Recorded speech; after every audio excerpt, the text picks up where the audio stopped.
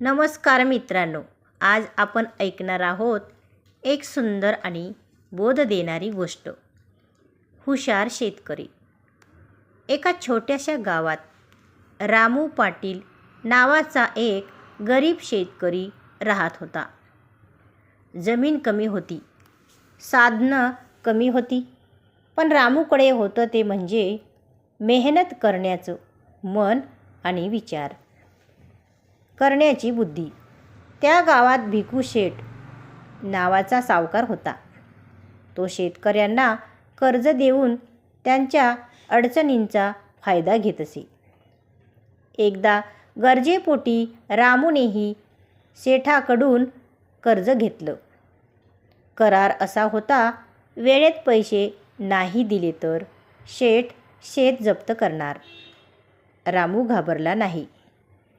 तो मनाशीच म्हणाला, मेहनत तर करायचीच, पण डोळसपणे. रामूने आपल्या शेतात नवे प्रयोग सुरू केले.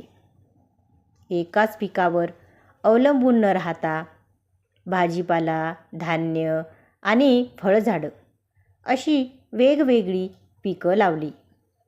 वेळेवर मेहनत केली. हळूहळू रामूचं शेत हिरवगार झालं. हंगाम संपला आणि रामू कर्ज फेडायला सावकाराकडे गेला. पण सेठाने चालाखी करून जास्त पैसे मागितले. रामू शांतपणे म्हणाला, शेठजी, कराराप्रमाणेच हिशेब करूया. रामूने सगळ्या गावकऱ्यासमोर करार वाचून दाखवला. सेठाची फसवणूक सगळ्यांसमोर उघड झाली. शेवटी सेठाला माघार घ्यावी लागली. रामूने आपली जमीन वाचवली आणि सिद्ध केलं की खरी ताकद पैशात नसते, ती असते मेहनत आणि शहाणपणात. बोध. मेहनतीसोबत बुद्धी असेल तर गरीब माणूसही मोठा बनू शकतो.